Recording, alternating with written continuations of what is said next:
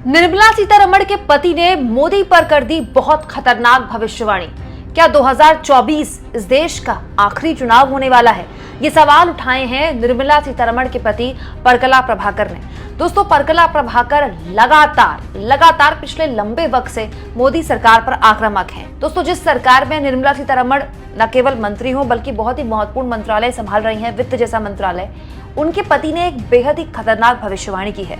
YouTuber और वरिष्ठ पत्रकार दीपक शर्मा के साथ एक इंटरव्यू में परकला प्रभाकर ने न केवल ये बताया है कि आने वाले चुनाव में मोदी आखिर कितनी सीटों में आकर सिमट सकते हैं, लेकिन उसके अलावा जो भविष्यवाणी उन्होंने की है दोस्तों, वो तो इससे भी ज्यादा खतरनाक है। दोस्तों, दीपक शर्मा ने जो पूरा इंटरव्यू किया है, आप चाहें तो उनके यूट्यूब चैनल में जाकर देख सकते हैं, लेकिन इस इंटरव्यू का जो सबसे इंपॉर्टेंट, सबसे रेखांकित किए जाने वाला अंश है, वो ये है कि परकला प्रभाकर का ये मानना है कि अगर 2024 में तीसरी बार प्रधानमंत्री बन गए मोदी जी, तो शायद ये देश का आखिरी चुनाव होगा। इसके बाद देश में चुनाव हो ये बहुत मुश्किल होगा। ये कहना था परकला प्रभाकर का। यही नहीं, परकला प्रभाकर ने ये भी कहा कि जो बातें आप अभी तक फ्रिंज एलिमेंट से सुनते हैं, जिसे धर्म संसद में सुनते हैं, वो बातें लाल किले की प्राचीर से बोली जाएंगी, लाल किले से प्रधानमंत्री बोलेंगे। इसके अलावा परकला प्रभाकर ने एक और बहुत खतरनाक बात बोली कि आप ये मत सोचिएगा कि अगर कुछ मणिपुर में हो रहा है या फिर लद्दाख के लोग कोई मांग कर रहे हैं, तो वो बात सिर्फ लद्दाख की या फिर मणिपुर तक की ही है। आपके इलाके में भी ऐसा कुछ हो सकता है।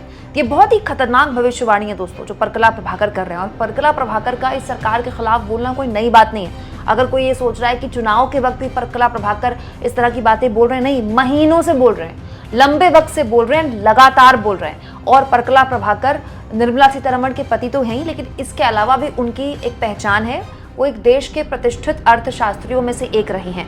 कुछ दिन पहले मैंने आपको इस वीडियो के जरिए बताया था कि परकला प्रभाकर ने यह भी कहा था कि इलेक्टोरल बॉन्ड न केवल भारत का बल्कि दुनिया का सबसे बड़ा घोटाला है। एक इंटरव्यू में परकला प्रभाकर ने इस तरह की बात बोली थी। हालांकि दीपक शर्मा को दिए इस इंटरव्यू में परकला प्रभाकर ने यह भी कहा कि दक्षिण भारत से बीजेपी को काफी नुकसान होने वाला है, खासतौर पर कर्नाटक एक ऐसा राज्य बताया गया है उनके द्वारा, परकला प्रभाकर द्वारा, जहां बीजेपी को काफी नुकसान होगा। हालांकि इस इंटरव्यू में परकला प्रभाकर ने दीपक शर्मा को यह भी बताया कि 220 से 230 के आसपास सीटें मिल जाए अगर बीजेपी को, तो भी बहुत बड़ी बात होगी, क्योंकि 230 के आसपास सीटें केवल बीजेपी को मिलना थोड़ा मुश्किल है। लेकिन अगर ऐसा हो जाता है और मोदी जी तीसरी बार प्रधानमंत्री बन जाते हैं, तो ये भारत का आखिरी चुनाव हो सकता है। ये शब्द थे परकला प्रभाकर के। आप चाहें तो पूरा का पूरा इंटरव्यू दीपक शर्मा के यूट्यूब चैनल में जाकर देख सकते हैं। लेकिन लबोलुबाब जो परकला प्रभाकर की बात का है दोस्तों, वो बहुत खतरनाक है।